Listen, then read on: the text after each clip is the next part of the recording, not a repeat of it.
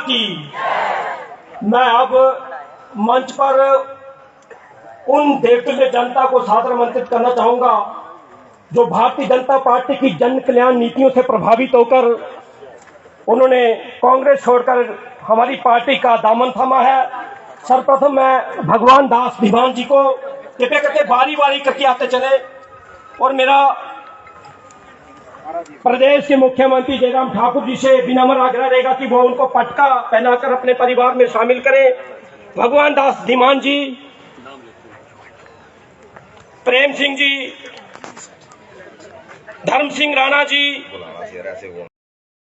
बुलाना से, गिरधारी लाल बुलाना से, सुभाष राणा बुलाना से, कृपया करके सभी मंच पर आए बारी बारी करके।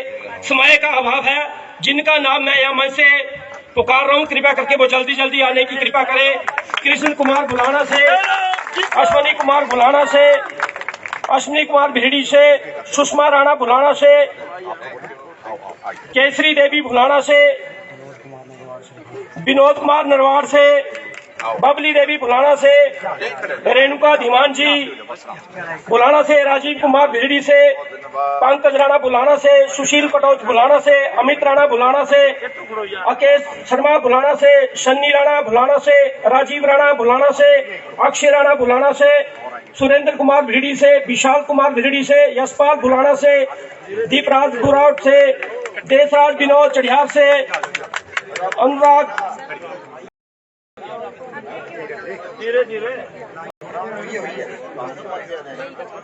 सभी कृपया करके मंच पर आने की कृपा करें। विनोद कुमार डोली चौकी से, मनीष राणा, नसीर राणा, रमेश चंद चढ़ियार से, वीरेंद्र राणा बुलाना से, अक्षम कटोच दुर्ग से, सुमन कुमार दुर्ग से, आशीष कटोच दुर्ग से, प्रकाश चंद दुर्ग से, पिंका भाई चोपू से वो भी मंच पर आने की कृपा करें। कांग्रेस के उपाध्यक्ष है वो, और वो आज हमारी जन कल्याण नीतियों से प्रभावित होकर हमारी पार्टी में आज शामिल हुए हैं। एक बार जोरदार तालियों से सभी का स्वागत, अभिनंदन।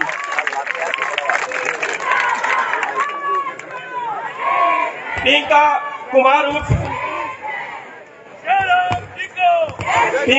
उर्फ जितेंद्र राणा जी, ये हमारे कांग्रेस के उपाध्यक्ष थे, और चोपू से ये कांग्रेस के उपाध्यक्ष हैं और आज हमारी भाजपा पार्टी में आज इस परिवार में शामिल हुए हैं।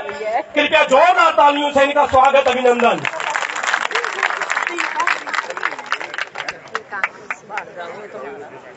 भारत माता की, भारतीय जनता पार्टी, भारतीय जनता पार्टी, नरेंद्र मोदी को जय श्री राम, नरेंद्र मोदी को जय श्री राम, जय श्री राम, जय श्री राम, जयराम ठाकुर जिंदाबाद, जिंदाबाद, जिंदाबाद। अब मैं मंच पर परिश्रम की पराकाष्ठा आदरणीय जयराम ठाकुर जी को सादर मंच पर आमंत्रित करता हूं कि वो आयु जनता को संबोधित करें। श्री जयराम ठाकुर जी। हमारा मुख्यमंत्री कैसा हो? ठाकुर जी आप आगे बढ़ो, हम तुम्हारे साथ हैं। आवाज दो, हम एक हैं। आवाज दो, हम एक हैं। हेलो, चलिए।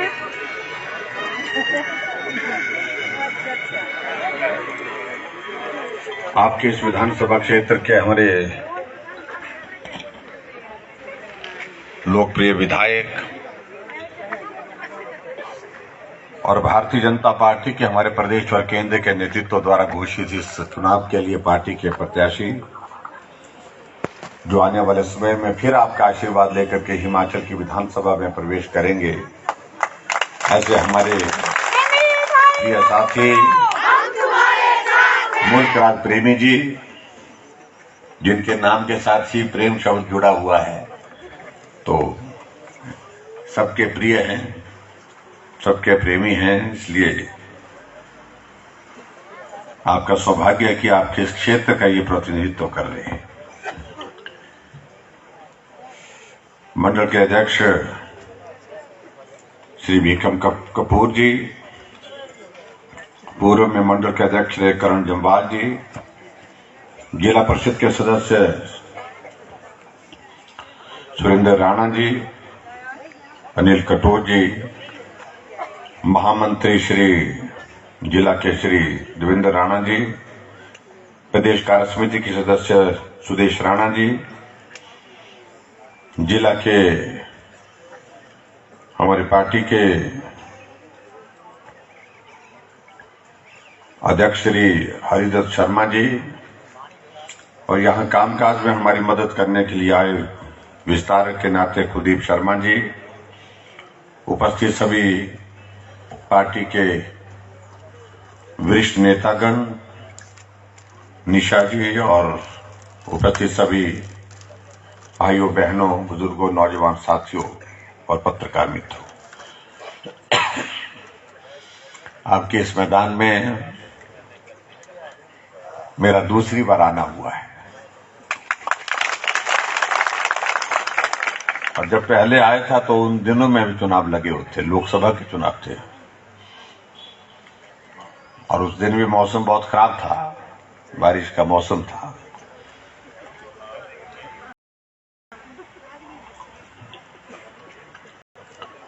और यहां पहुंचते पहुंचते कई मोड़ घूमते घूमते जगह बहुत अच्छी लगी, मुझे सुंदर जगह लगी, और ये भी सुझाव आ रहा था कि इस मैदान को और चौड़ा करना है और बड़ा बनाना है।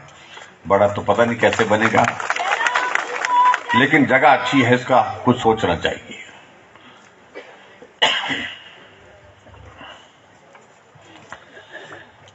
आज हम चुनाव के सिलसिले में फिर आप सबके बीच में बात करने के लिए आए हैं।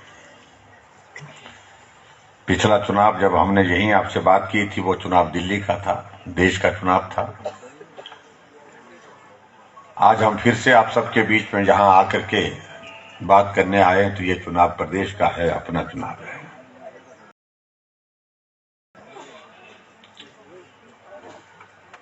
मुझे इस बात की खुशी है कि बैजनाथ विधानसभा क्षेत्र में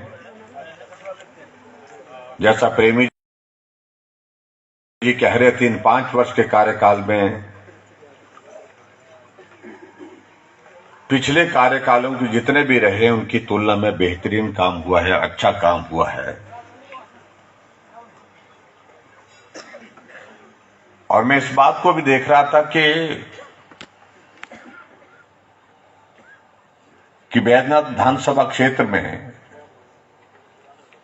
काम की जब बात आती थी, विकास की जब बात आती थी,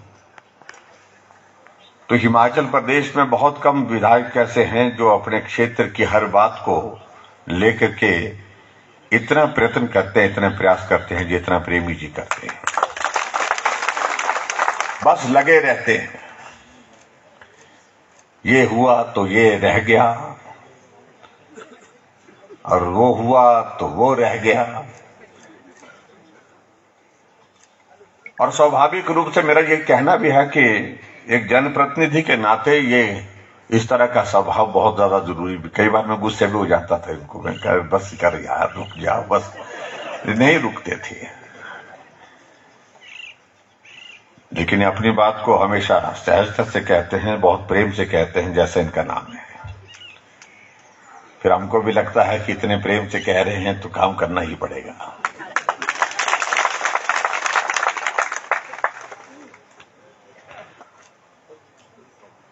भाई और बहनों, ये चुनाव का दौर आ गया, और सही मायने में तो ऐसा लगता है कि वर्ष तो 5 का जिक्र हो रहा है, लेकिन काम करने का वक्त सिर्फ 3 वर्ष मिला। 2 वर्ष तो कोरोना में निकल गए। इसलिए हम कई बार मजाक में कहते हैं कि भाई हमने क्या बिगाड़ा था, मुझसे पहले 5 मुख्यमंत्री और रहे, उनको 5-5 वर्ष काम करने का मौका मिला, लेकिन हमें सामान्य परिस्थिति में काम करने का मौका नहीं मिला। वर्ष 5, लेकिन 3 वर्ष ही काम कर पाए। 2 वर्ष हमको बहुत ज्यादा संघर्ष पड़ा, आदमी की जिंदगी कैसे बचाई जाए। लेकिन मुझे इस बात की खुशी है कि एक बहुत बड़ा चुनौती, बड़ा कार्य था। बतौर मुख्यमंत्री मेरे ऊपर ये पहली बार की जिम्मेवारी थी। हालांकि हिमाचल की विधानसभा के अंदर में मैं 5वीं बार हूं।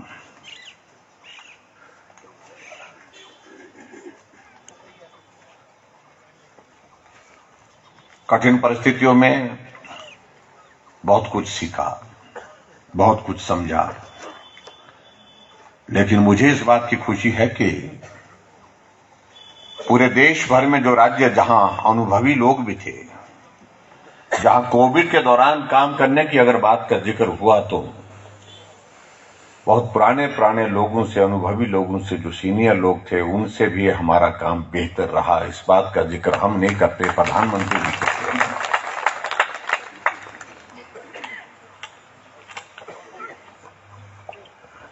विपक्ष ने क्या भूमिका उस संकट के दौरान निभाई, उस आपको मालूम है। ये चीजें बहुत लंबे समय तक याद रहेंगी।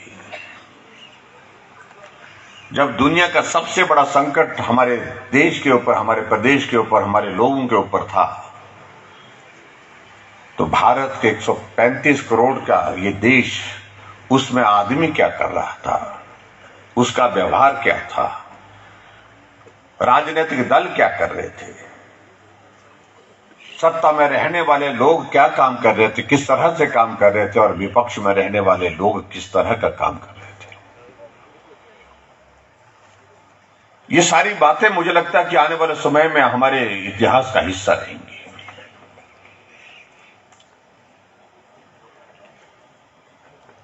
लेकिन मैं आप सबका भी धन्यवाद करता हूं कि आप सब लोगों ने बहुत मेहनत की, उस संकट के क्षण में साथ दिया, सहयोग दिया, और उस संकट में हम अपने आप को भी बचाने में सफल हुए और समाज को भी बचाने में सफल हुए। बहुत सारे लोगों की जिंदगी गई भी, इस बात का हमें मित्र हमारे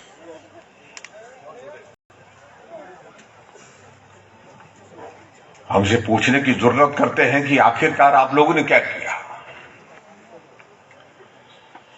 हमारे पार्टी के साथी, हमारे संगठन के साथी, हमारे बहुत सारे लोग ऐसे भी थे, जब परिवार के लोगों ने उस संकट के क्षण में परिवार के सदस्य की मृत्यु होने के बाद उसके जो है उसके शव को भी वहां पर हॉस्पिटल में छोड़ा, मेरी पार्टी के लोगों ने उस शव को लेकर के उसका अंतिम संस्कार किया। ये मेरी पार्टी के लोगों का संस्कार, कार्यकर्ताओं का संस्कार है। और कई जगह तो ये स्थिति बनी कि परिवार के लोगों ने परिवार का सदस्य छोड़ दिया, लेकिन हमारे विधायकों ने पीपी किट पहन करके उनका अंतिम संस्कार करने के लिए शमशान घाट जाकर के मुख अग्नि दी। ये भी इस तरह का दौर हमने जिंदगी में देखा है। भाई और बहनों, जहां इस चुनाव के बारे में अगर बात कहें, हमारे कांग्रेस के मित्र हमसे पूछ रहे हैं, कई तरह के प्रश्न पूछ रहे हैं। कई बार बहुत विचित्र लग रहा है, जिस कांग्रेस का भविष्य पूरे देश में एक प्रश्न चिन्ह के साथ खड़ा है, वो प्रश्न पूछ रहे हैं, अपने अंतिम अस्तित्व की लड़ाई लड़ रहे। और शायद जिंदगी में इतना खराब वक्त कभी कांग्रेस का आया नहीं जीवन में, जितना आजकल आया हुआ है।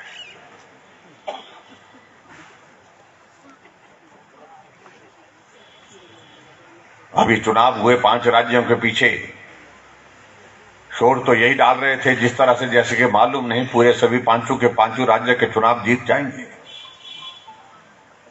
और पंजाब के बारे में तो ये कहते थे बस हम यहां तो हम जीत जाएंगे। परिणाम निकला, पंजाब इनके पास था, हाथ से निकल गया।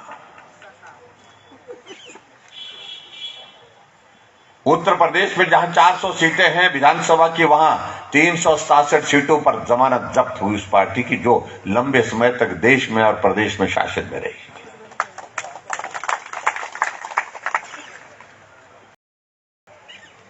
हम जीते, उत्तर प्रदेश में जीते, उत्तराखंड में जीते, गोवा में जीते, मणिपुर में जीते।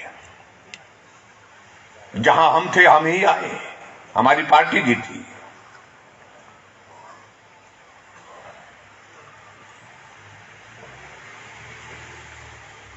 और इसलिए आज की तारीख में हम एक बात का हम जिक्र करते हैं जिससे उनको बहुत बड़ी परेशानी होती है। हम कहते हैं भाई रिवाज बदल गया है।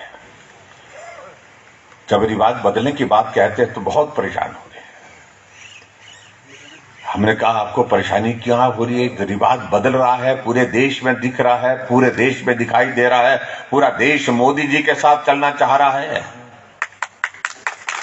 और रिवाज बदलने की वजह यह है कि जो कांग्रेस ने जिस प्रकार से लंबे समय तक देश और प्रदेशों को लूटा है, भारत की व्यवस्थाओं को तहस नहस किया है, इसलिए लोगों ने तय किया कि इस कांग्रेस को के ऊपर भी रहम नहीं करना चाहिए, इसका भी तहस नहस करके छोड़ना चाहिए। हम 18 राज्य में हैं आज। लोकसभा में हमारा बहुत, भारत की सरकार नरेंद्र भाई मोदी जी के नेतृत्व में चल रही है। 18 राज्यों में और जगह सरकार चल रही है और वो 2 राज्य में बचे हैं। जब चुनाव होगा तो वहां से भी रुखसत होना पड़ेगा। भारत माता की जय। कोई ताकत नहीं रोक सकती उनको। अब आप अंदाजा लगाइए, इनके नेता जो है भारत जोड़ो यात्रा पर निकले, यहां हिमाचल में चुनाव लगा हुआ है।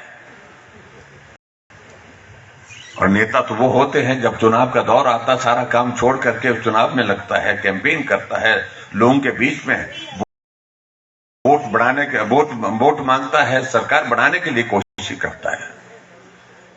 इसका मतलब है उन्होंने हिमाचल पहले ही छोड़ दिया है। बस कि नहीं, हम यात्रा पर निकल जाते हैं और ये अच्छा तरीका है ताकि कम से कम चुनाव के बाद हमको ये तो नहीं कोई कहेगा कि भाई आप आए थे और सरकार बनी नहीं। इनके नेता ने छोड़ दिया, उनको मालूम है कि ये सरकार बनने वाली नहीं है, इसलिए यात्रा पर निकल जाओ। मैंने कांग्रेसियों को कहा कि भाई आपके नेता तो यात्रा पर निकल गए हैं, अब आप लोग कब जा रहे हैं? आप चुनाव के परिणाम निकलने के बाद जा रहे हैं।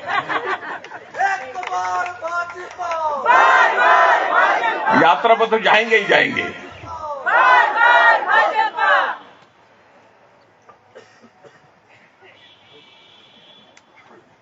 इनके नेता भारत जोड़ो यात्रा पर निकले हैं, कांग्रेस के नेता कांग्रेस छोड़ो यात्रा पर निकले हैं। गोवा में 8 विधायक कांग्रेस छोड़ के भाजपा में शामिल हो गए। यहां हिमाचल में कांग्रेस की अध्यक्षा महिला बनाई, कहा कि महिला के लिए बड़ा मदद करने के लिए कुछ और चाहिए, 4 स्तंभ चाहिए। बोलते हैं 4 कार्यकारी अध्यक्ष बनाए गए, 4 स्तंभ बनाए, 4 कार्यकारी अध्यक्ष बनाए और 4 में से 2 भाजपा में शामिल हो गए। अब जिस पार्टी के 4 स्तंभ में से 2 स्तंभ निकल गए तो वो भवन सुरक्षित रहेगा क्या? गिरेगा ही गिरेगा। जब उन नेताओं से पूछा कि भाई आप कांग्रेस पार्टी क्यों छोड़ गए, कहने लगे भाई बहुत देर हो गई है, तो हमको बहुत पहले करना चाहिए था। फिर नेताओं ने कहा कि जिस पार्टी के नेता, अभी आपको मालूम है कि राहुल गांधी जी ने दिल्ली में एक रैली की थी महंगाई पर, और महंगाई पर भाषण देते हुए भाषण दिया कि महंगाई इस कदर बढ़ गई कि आटा 40 रुपए लीटर हो गया। आप क्यों हंस रहे हैं भाई? कांग्रेस की सरकार आई तो ये आटा लीटर के हिसाब से देंगे आपको। कहने लगे कि इस पार्टी में रह करके करेंगे क्या? जिस पार्टी के नेता को यही मालूम नहीं है कि आटा किलो के हिसाब से मिलता है या कि लीटर के हिसाब से मिलता है।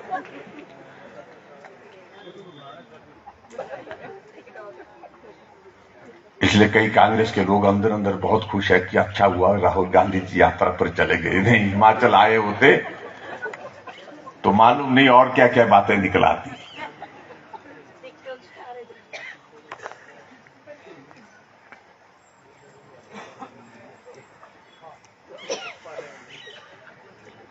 बहुत विचित्र परिस्थिति हमारे कांग्रेस के साथ हुई। यहां भाई प्रेमी जी जिक्र कर रहे थे, योजनाओं का जिक्र कर रहे थे। हमने कांग्रेस के मित्रों को कहा कि भाई कुछ तो भगवान से डरो, कुछ तो सत्य को स्वीकार करो, सत्य बोलना शुरू करो। ये जो श्राप तुम ना सारे देश में खत्म हो रही है तुम्हारी पार्टी, इसकी वजह यह है कि तुम झूठ बोलते रहे, झूठ ही बोलते रहे।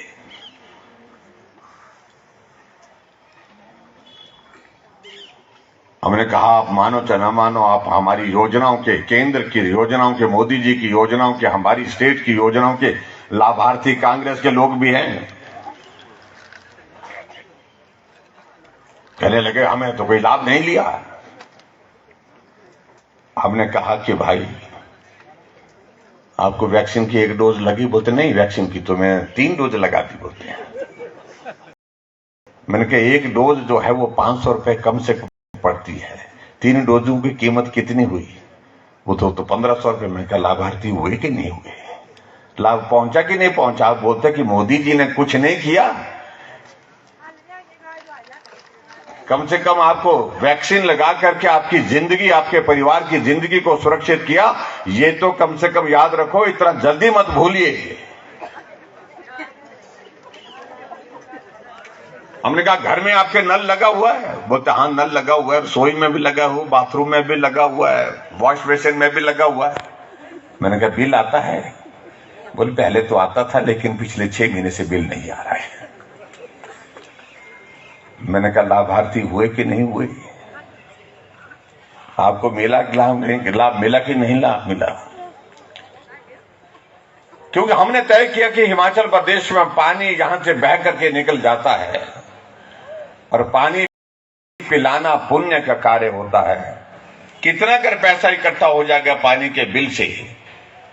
हमने कहा इसलिए हमने तय किया कि गांव में रहने वाले जितने भी हमारे भाई बहन हैं, हम उनसे पीने के पानी का किराया नहीं लेंगे, बिना पैसे के पानी पिलाएंगे, पुण्य का कार्य है।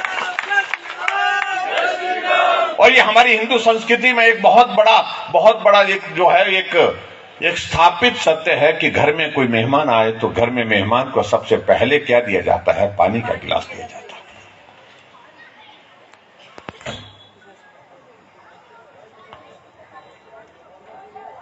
इसलिए हमने इस भाव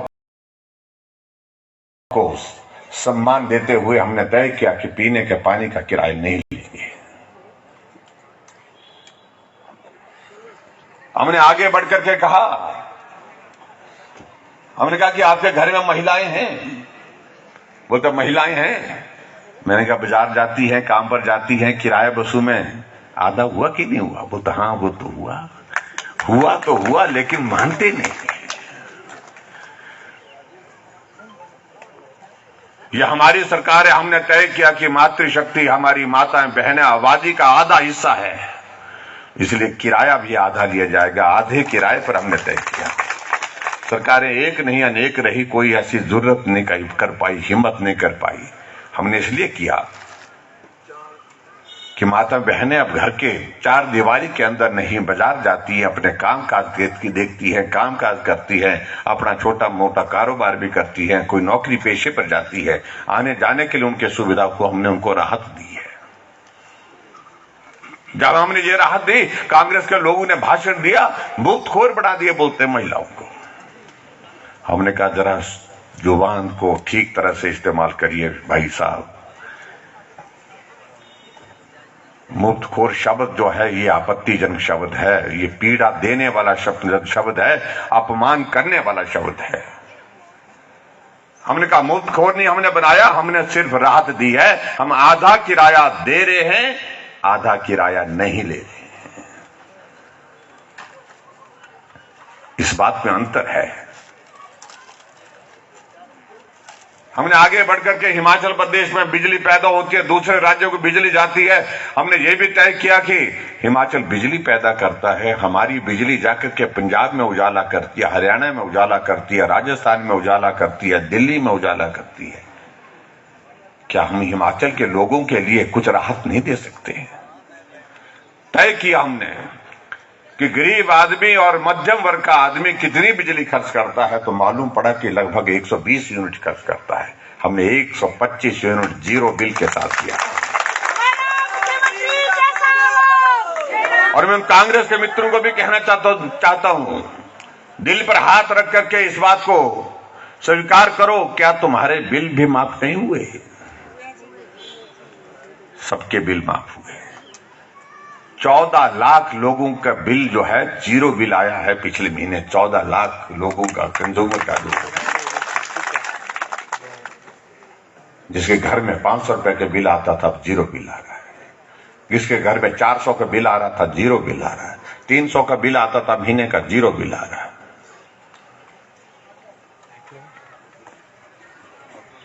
लेकिन आजकल घोषणा कर रहे हैं, आजकल कांग्रेस के नेताओं ने अब कुछ दिन पहले क्या किया कि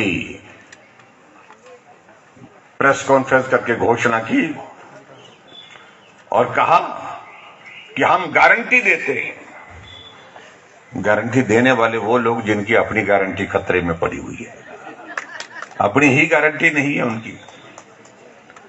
और गारंटी क्या दे रहे हैं? उनको लगा कि महिलाएं कहीं भाजपा को वोट देने के लिए नहीं चली जाए, तो इसलिए कहा कि 18 साल से 7 साल की महिलाओं के लिए हम 1500 रुपए हर महीने के खाते में डालेंगे।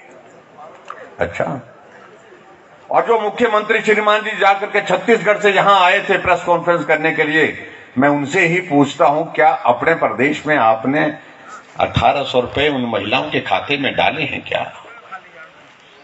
जब अपने प्रदेश में वो कर नहीं पाए, हिमाचल में करने की बातें कर रहे हैं। झूठ बोलिए, झूठ बोलने के लिए कुछ नहीं लगता है उनको, कि उनको ऐसा लगता है कि लोग उनको अभी तक भी ऐसे हैं कि जिनको हम गुमराह कर सकते हैं। और कहा कि जब हमारी सरकार आएगी, अगर हमारी सरकार आएगी तो हम 300 यूनिट बिजली के फ्री देंगे। आएगी तो ना, जब आने देंगे तभी होगी ना, जब आने नहीं देंगे तो कैसे होगा? कौन देगा आने उनको? आप लोग आने देंगे क्या? बिल्कुल नहीं आने देंगे। जब आने ही नहीं देंगे तो काहे से? जब हमारा 125 यूनिट पर ही 0 बिल आ रहा है, तुम्हारे 300 यूनिट कहां डालने भाई? उनको समझ आना चाहिए। और दूसरी बात, गारंटी तो कांग्रेस के मित्रों आप लोगों ने यह भी दी थी, कहा था कि हम सत्ता में आएंगे। 2012 के चुनाव में आपने कहा था कि हम सत्ता में आएंगे तो हिमाचल प्रदेश के बेरोजगारों को बेरोजगारी भत्ता देंगे। कितने लोगों को, नौजवानों को भत्ता दिया इन्हें? हमें बताएं तो सही। हम सत्ता में आएंगे तो बेरोजगार कोई नहीं रहेगा, सबको रोजगार देंगे। कितने रोजगार दिए? इसलिए इन सारे प्रश्नों का अगर जवाब देने की अगर बात है तो पहले मुझे लगता है कि कांग्रेस के मित्रों को यही पूछना चाहिए, आपका बेरोजगारी भत्ते का क्या हुआ? उस वक्त भी फार्म भरे थे। आजकल फार्म के लिए महिलाओं को इकट्ठा कर रहे हैं, आओ फार्म भरो, जल्दी भरो, नहीं तो देर हो जाएगी। उसके बाद जब देर हो जाएगी तो उसके बाद आपको पैसा नहीं मिलेगा। और मालूम नहीं किसको गुमराह कर रहे हैं। हम उनके साथ चर्चा करने के लिए तैयार हैं। हिमाचल प्रदेश में 18 से 60 साल की महिलाओं की संख्या कितनी है और उस पर फाइनेंशियल इंप्लीकेशन कितना आएगा, इस बात का जिक्र कर सकता है कोई? सिर्फ झूठ बोलिए, सत्ता को हासिल करने के लिए, कुर्सी को हासिल करने के, इसके सिवाय कोई लक्ष्य नहीं है। और दूसरी तरफ भारतीय जनता पार्टी की बात है। हम जो बात कह रहे हैं, हम आज अगर हम बात कह रहे हैं तो हम पहले ही उस काम को करके आए हैं, तब आपके बीच में बात कह रहे हैं। हमने कहा कि महिलाओं के लिए, सम्मान के लिए किराया आधा लेंगे तो आधा करके आए हैं। हमने कहा कि पानी हम गांव में जो है पीने का पानी जो है बिना पैसे के देंगे। हमने बिना पैसे के जो है वो पुण्य का कार्य शुरू किया है। हमने कहा कि बिजली 125 यूनिट हम हिमाचल प्रदेश में 0 बिल के साथ देंगे, तो हमने वो करके दिखाया है। और वो कह रहे हैं जब आएंगे तो करेंगे। ये अंतर है जिसको समझने और समझाने की जरूरत है। और सीधी सी बात, मैं इन बातों से आगे बढ़कर के ये कहना चाह रहा हूं, हमारे सामने तो विषय सीधा है। हिमाचल नरेंद्र भाई मोदी जी के साथ चलना चाहता है और हमें नरेंद्र मोदी जी को मजबूत करना है। इसलिए सारी चीजें एक तरफ रह जाती हैं और देश और प्रदेश का भला एक तरफ है। हमने अपने प्रदेश के भले के लिए, प्रदेश के हित के लिए और देश के हित के लिए भारतीय जनता पार्टी के साथ चलना है। ये हमारा सीधा सा एक लक्ष्य है। इस लक्ष्य से पीछे हम हटने वाले नहीं। और यहां भाई प्रेमी जी कह रहे थे पानी की योजना, बड़ी बड़ी पाइपें यहां पर लग गई। मुझे मालूम नहीं कितने करोड़ की योजना है, लेकिन बहुत बड़ी योजना। इस इलाके की पानी की समस्या का समाधान हमेशा हमेशा के लिए हो जाएगा। आप लोगों ने कहा कि डिग्री कॉलेज जहां होना चाहिए, डिग्री कॉलेज आपके लिए हमने यहां चड़ियार में खोलने का हमने निर्णय करके जो है वो उसकी शुरुआत हो गई।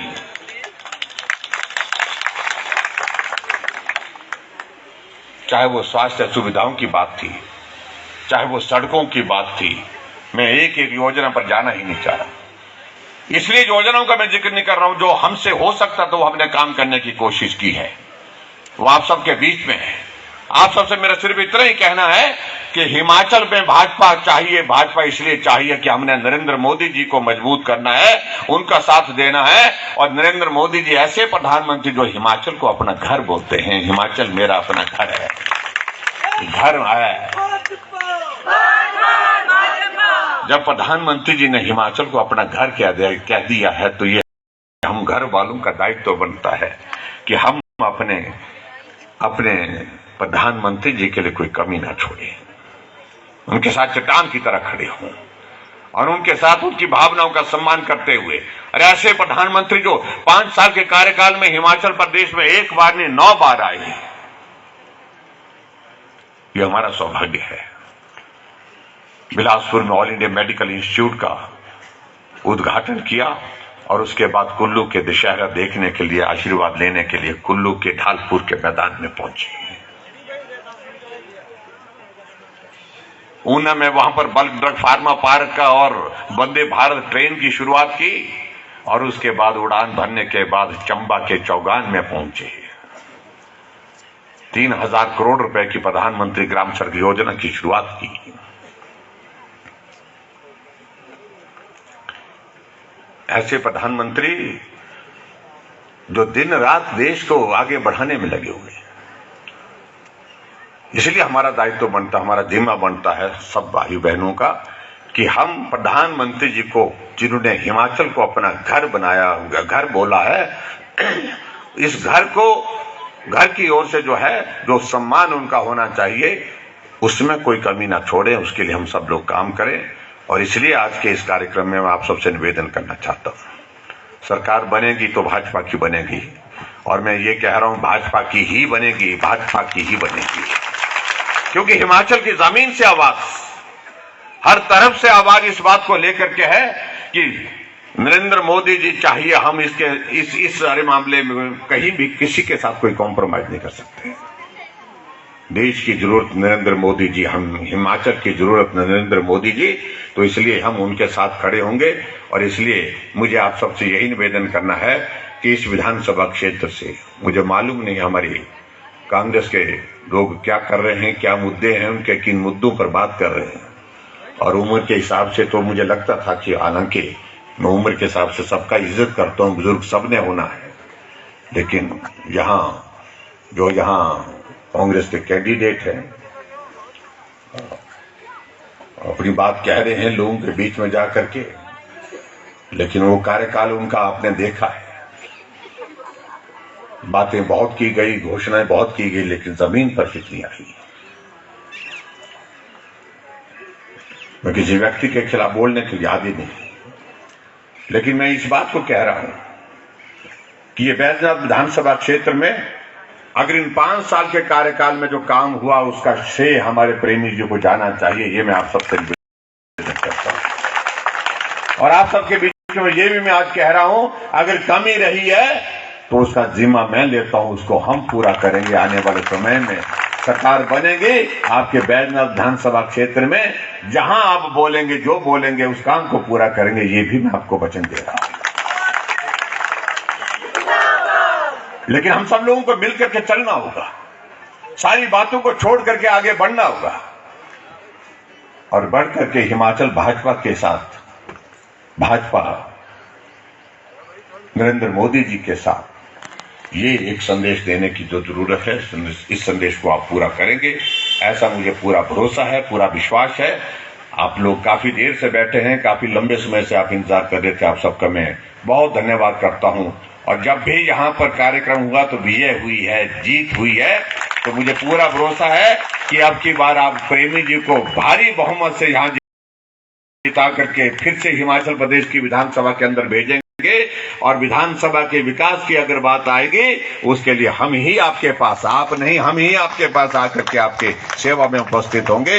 इतनी बात कहते हुए आप सबका बहुत बहुत धन्यवाद। नमस्कार, जय हिंद, जय हिमाचल। जय राम जी को जय श्री राम, जय श्री राम, जय श्री राम। जय राम जी को। प्रदेश के यशस्वी मुख्यमंत्री जयराम ठाकुर का आपने ऊर्जावान संबोधन सुना। जोरदार तालियों से स्वागत, अभिनंदन। भारत माता की, कमल की हर पंखुड़ी जुल्मी हाथ पर भारी होगी। अभी भी सरकार हमारी है कांग्रेस वालों, 8 दिसंबर को भी सरकार हमारी होगी।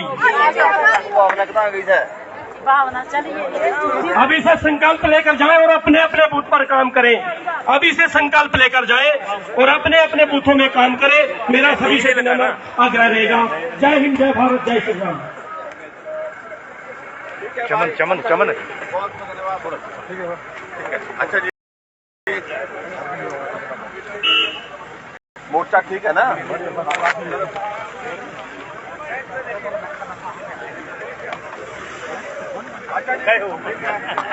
रेडी होना है।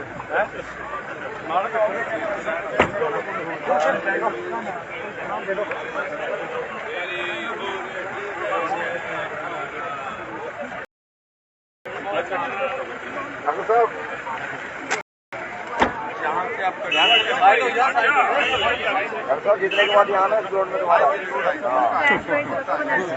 इससे भी बड़ा स्वागत करेंगे आपका।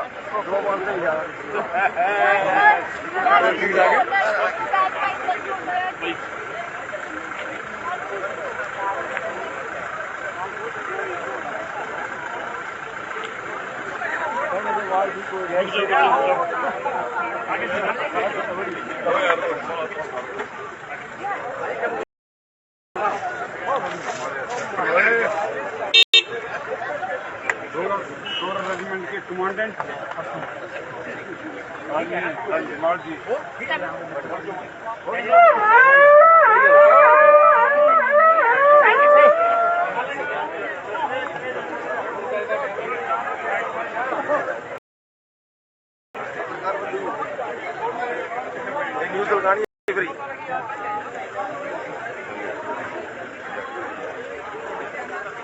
हो जाओ जी, प्लीज जी सर।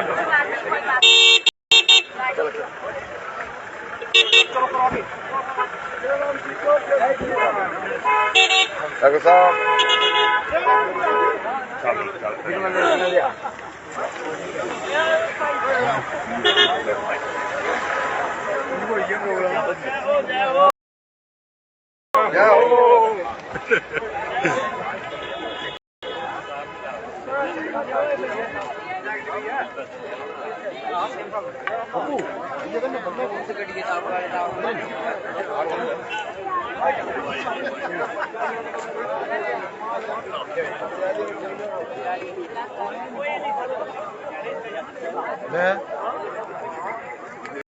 पत्रकार बंदी बुलाओगे?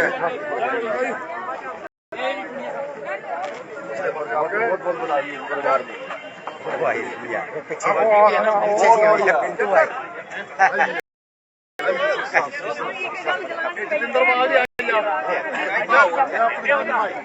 ये 25 साल पहले मॉर्निंग सर। Yes sir.